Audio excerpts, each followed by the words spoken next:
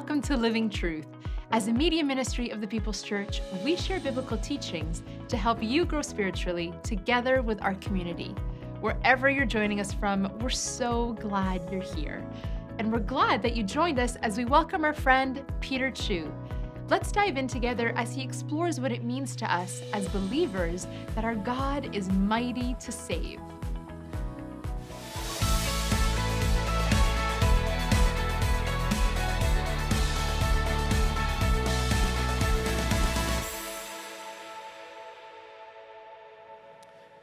The time is 1400 BC. You are a woman, you are a Canaanite, and you are hurrying home carrying a bundle of flax that you have harvested. You are hurrying home to Jericho before dusk, before the gates close. Yes, you live in Jericho with your family. It's a city on the west bank of the Jordan River. It's a commercial center, lots of traders and travelers, very prosperous, and it's strategic. It's protected by a high and thick wall. It also has its own water supply within the city walls. As you enter and pass through the city gates, men leer at you and they make lewd comments. Women point to you and shake their heads disapprovingly. Some women even hiss and spit at you. And you hear the words, "That's Rahab, the prostitute." Yes, you are a prostitute. You live and work at the margins of Jericho society. You are responsible for the livelihood of your entire family, father, mother, brothers, and sisters. There aren't many options for a single woman in 1400 BC to earn income. And in desperation, you turn to prostitution. You survived because you are a shrewd businesswoman. You're observant, you're a good listener, and you are a very, very good judge of character. You've prayed and you've made offerings to the Canaanite gods. But your life and your circumstances have not changed. You climb the steps up to your house, which is your place of business, carrying the bundle of flax. Your home is actually built right into the city wall. It's part of the wall. You take the flax up to the roof, and you add it to the other piles. When the flax dries, the fibers you can spin into fabric, or you can twist into rope. You can grind the seeds to yield oil, anything to bring extra income to help your family.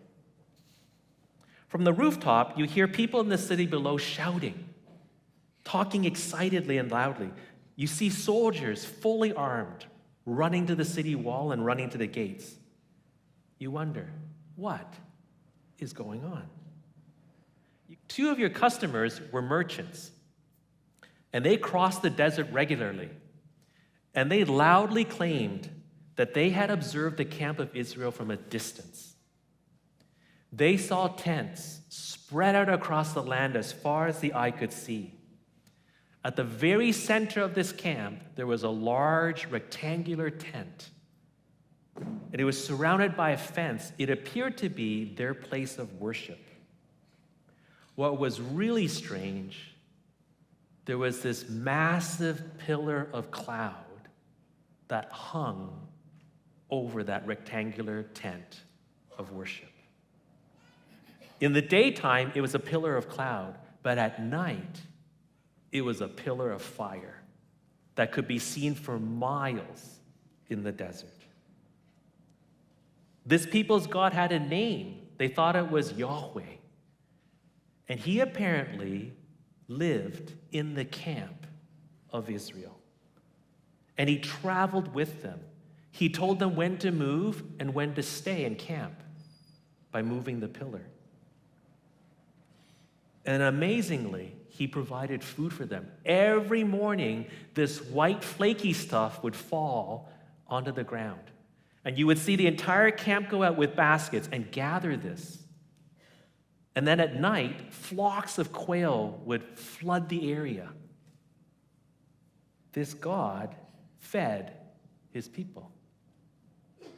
As you listened, you thought, I've never heard of a God like this. Yes, he was powerful.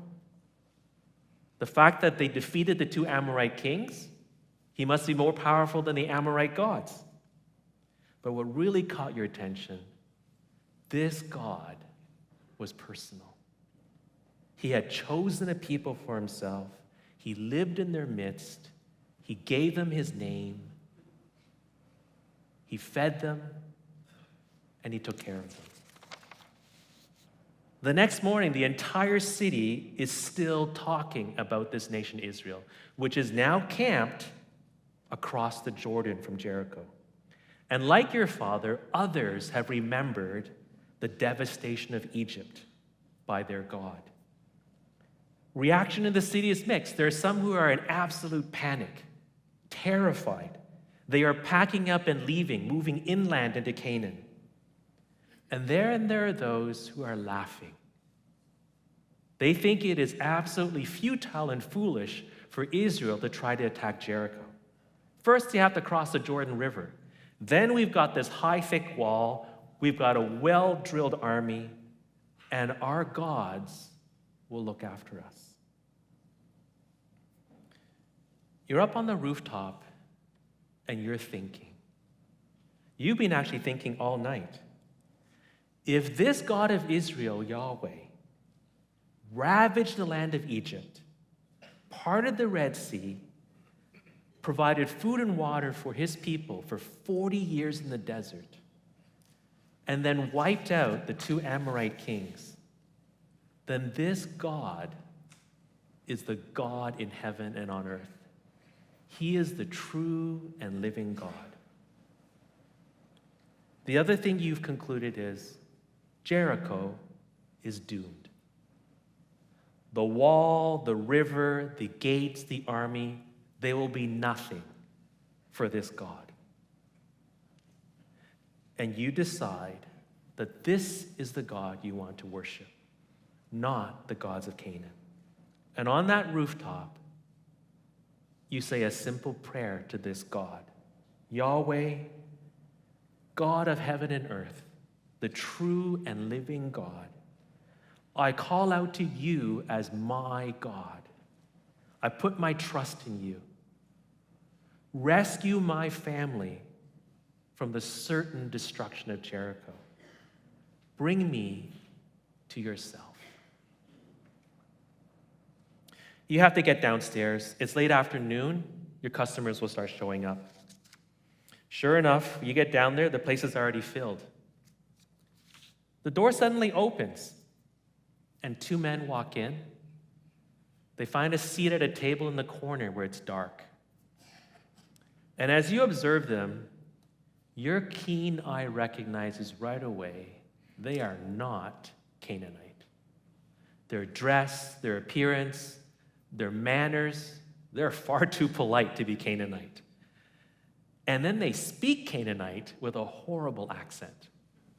Mispronounce words. You can help them and then leverage the debt that they owe you to save your family. And you will have a chance to be with their God.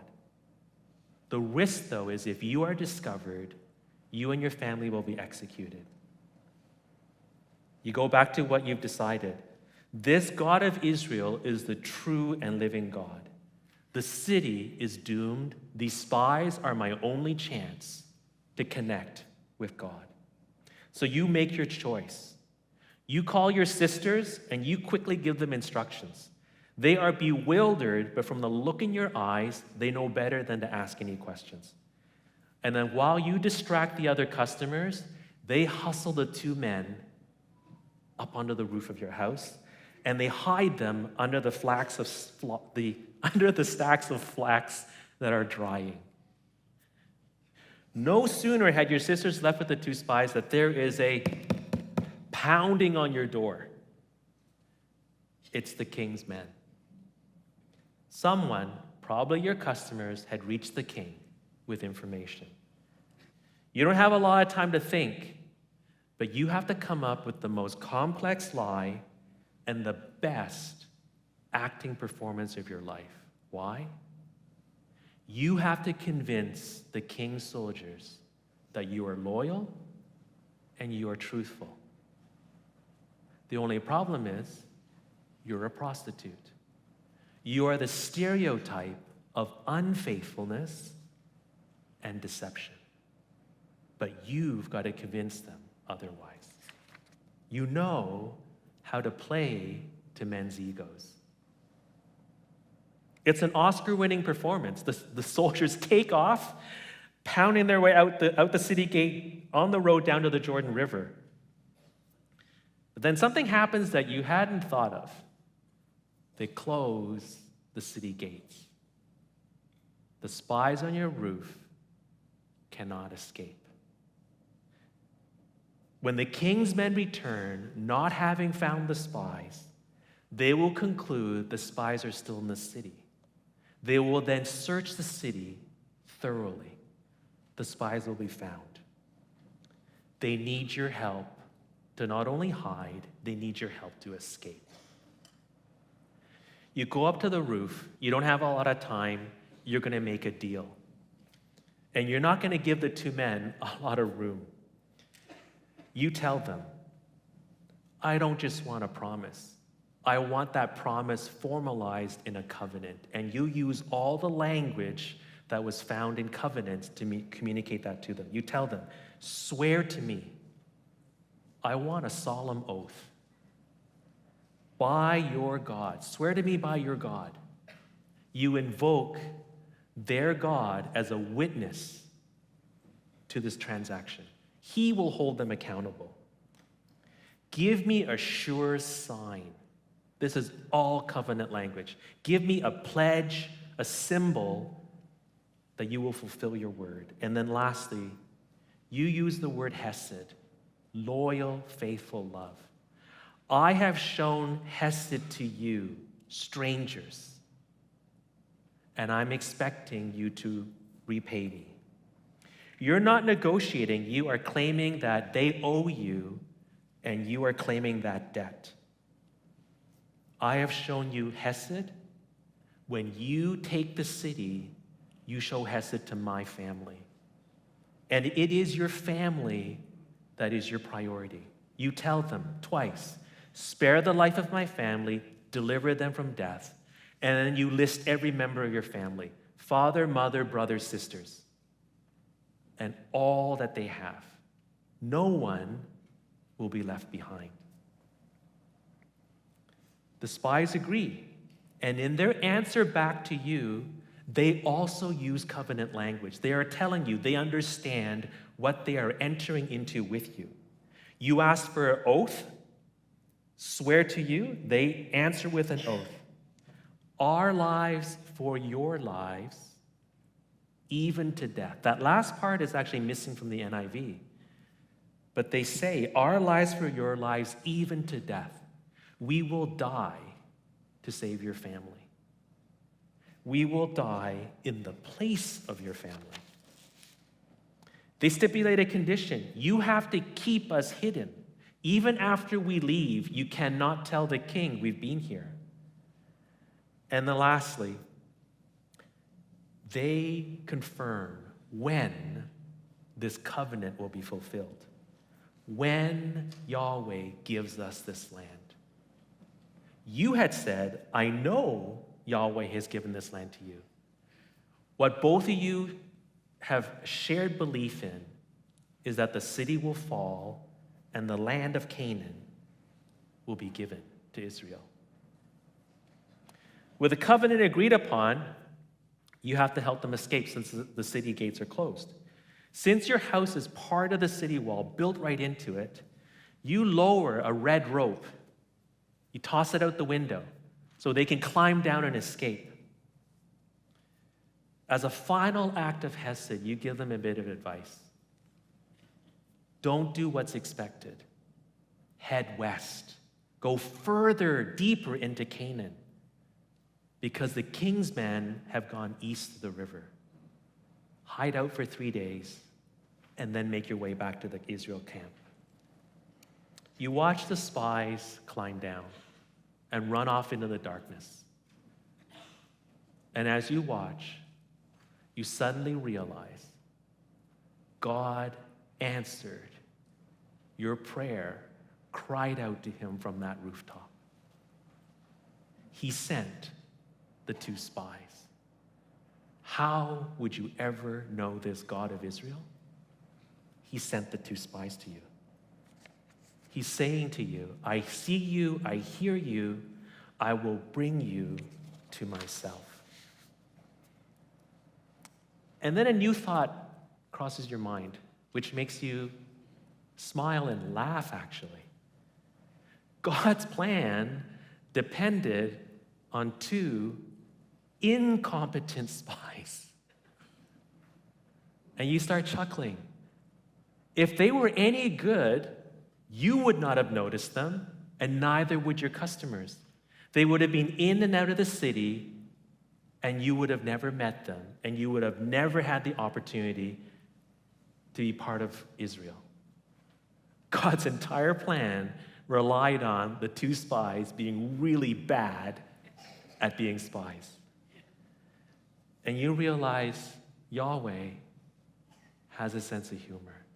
He really is personal. Well, the rope hangs from your window. Days pass, weeks pass. Nothing happens. Are they not coming? Did God change his plan? And then one day, a column of soldiers and priests march out of the Israelite camp. The priests are carrying this gold rectangular box with 2 angels on the top. They march around Jericho. The priests blow their trumpets, but otherwise, there's silence. They march around once, and then they go home. This went on for 5 more days. They march around once, and then they go home. On the 7th day, they came out and they marched once, and then they marched twice. 3, 4, 5, 6 times, and then a 7th time. And at the end of that 7th time, they gave a great blast on the trumpets. All the soldiers and priests gave a thunderous shout. And then you felt the rumbling before you heard it. And the rumbling and the ground shaking just grew and grew in intensity. Your family is huddled in your house, and they are screaming in terror. The entire city wall collapses. When the dust settles, your family look at each other. You cannot believe you are all still alive. You look out the window. The entire city wall is collapsed,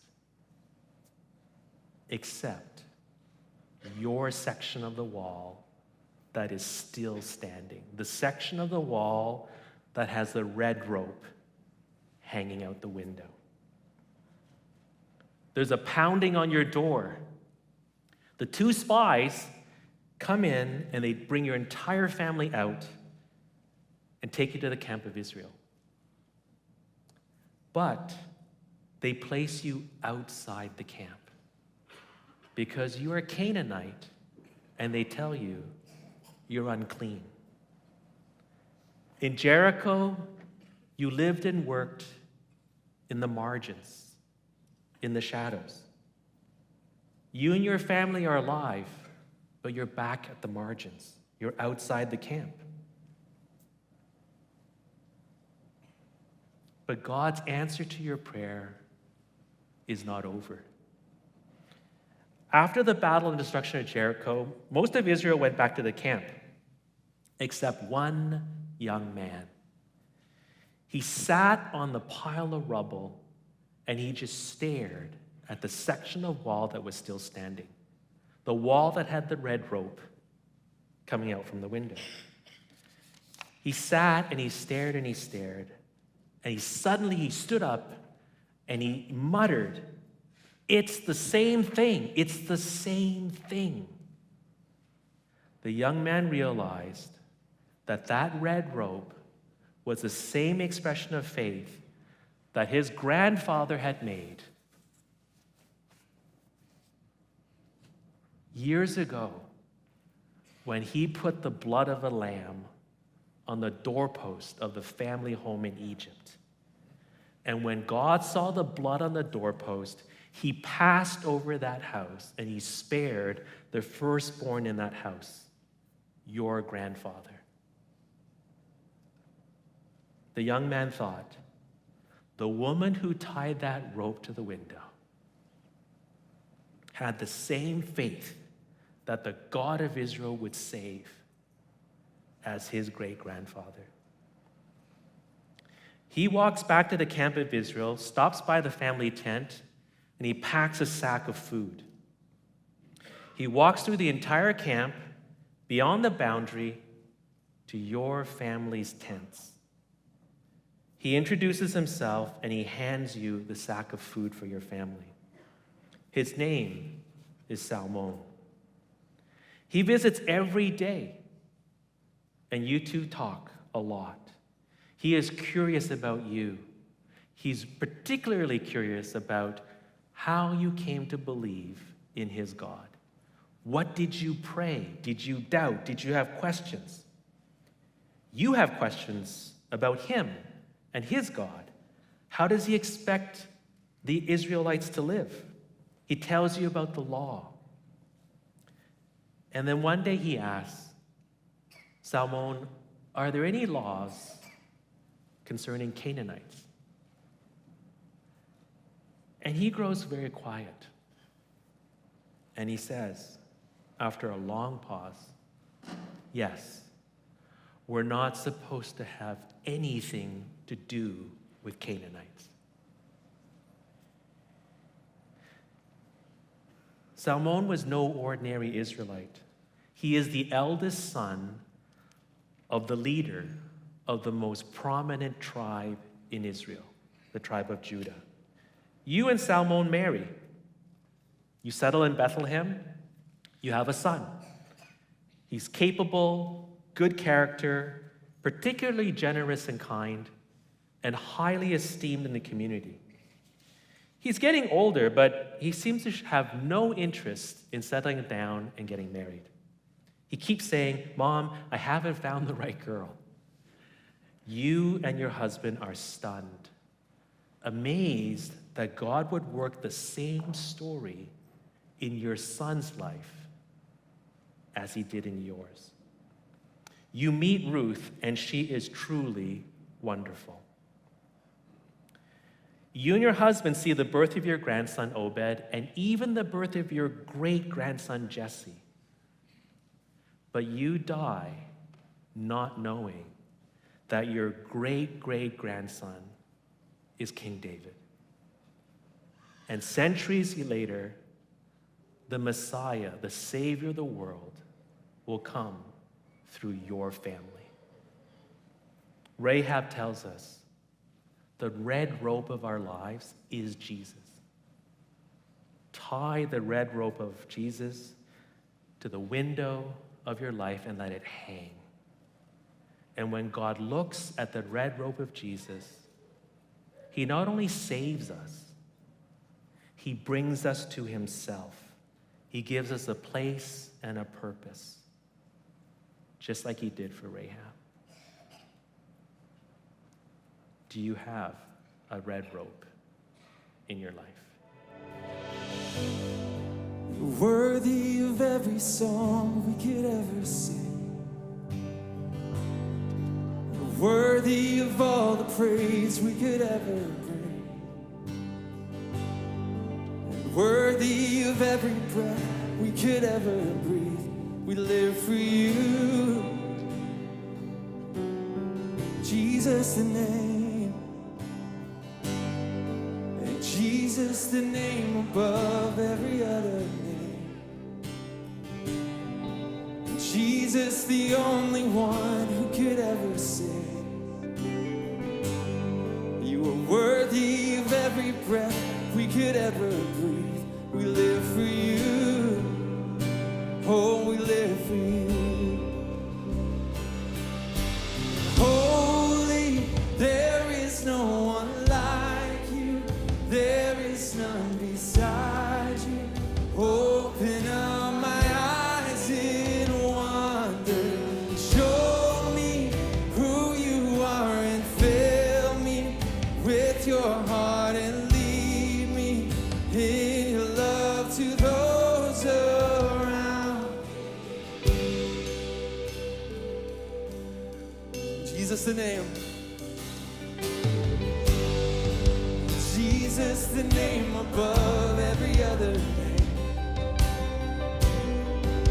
Jesus the only one who could ever say, true church, you are worthy of every breath we could ever breathe.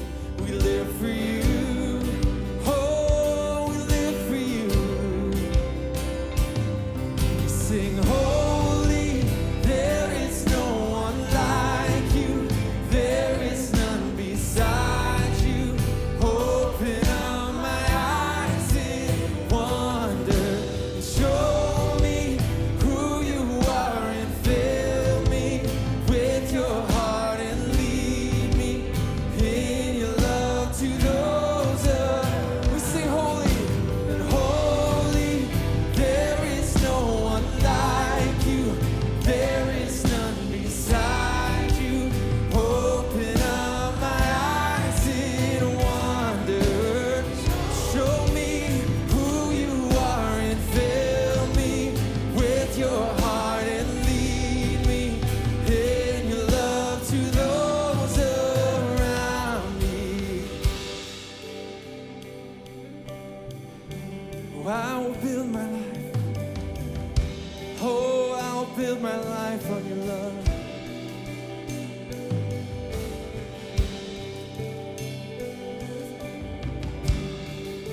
Let's sing this as a prayer.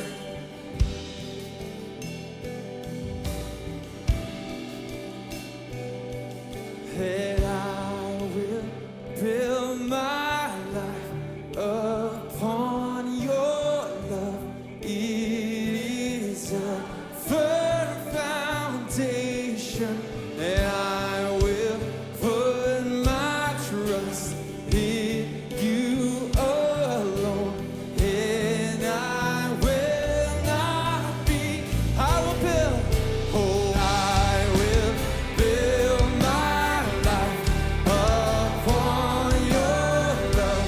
It is a firm foundation, and I will put my trust in you alone.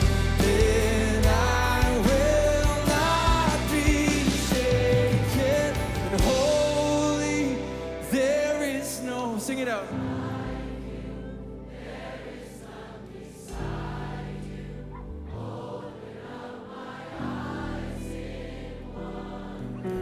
Show me who you are and fill me with your heart and lead me in love to those around.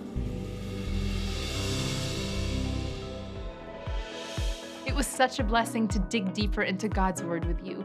You can visit livingtruth.ca to access more resources throughout the week. Thanks for joining us. We look forward to worshiping together next time.